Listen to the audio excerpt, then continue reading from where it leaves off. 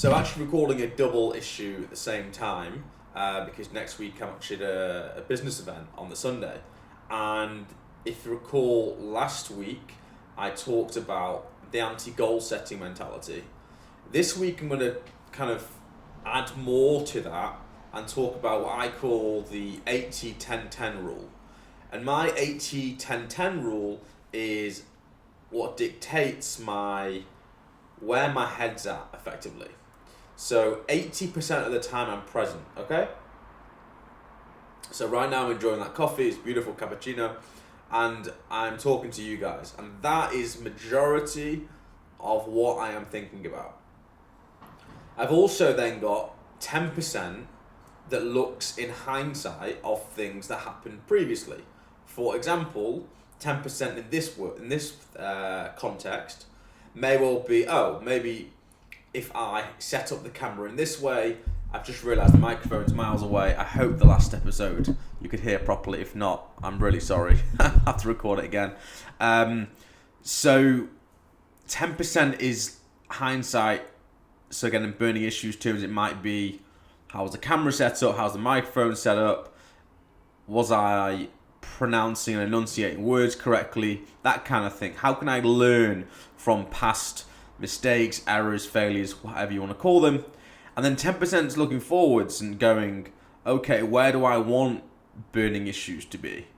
Where do I want my life to go? Key again, which is reiterating what I said last week, the present is all you have. So use the future 10% as your kind of guiding post for the general direction of travel, as I like to call it, and use the past as your hindsight.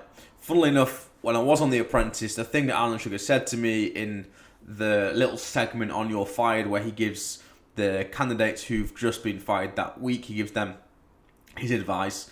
What he said to me was, or about me, or to me, whatever, he said, if Charles can be more Mr. Foresight and less Mr. Hindsight, he'll be very successful.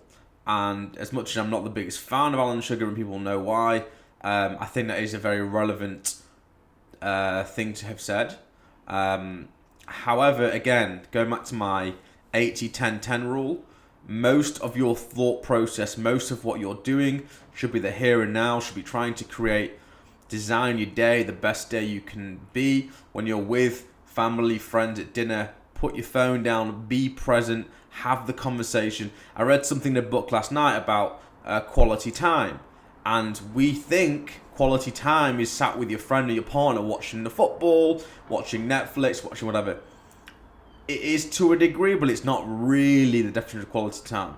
Quality time is sat down at a dinner, just one-on-one, talking about your day, talking about what your concerns are, talking about where you're trying to go, what you've done the last couple of weeks, catching up. No phones, no technology. It's you and that person, and you're sharing time, and you're giving each other your undivided attention, and that is the key, the undivided attention. So yes, be present, think a little bit about the future of where you want to go, think a little bit about some of the past mistakes and how you can do better. But be present, and you'll be far more content and happy.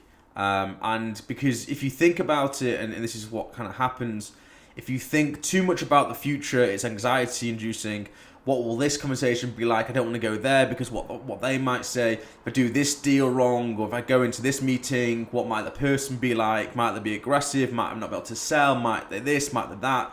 Will I have enough money to pay this? All these sorts of things. When you're thinking too much about the past, previous trauma, childhood, or even just something that happened, a divorce, a bankruptcy, something even smaller, like, I don't know, you lost some money on a bet, I don't know, and that's consuming you, that is depression inducing. So again, forwards, future thinking is anxiety inducing, backwards is depression inducing.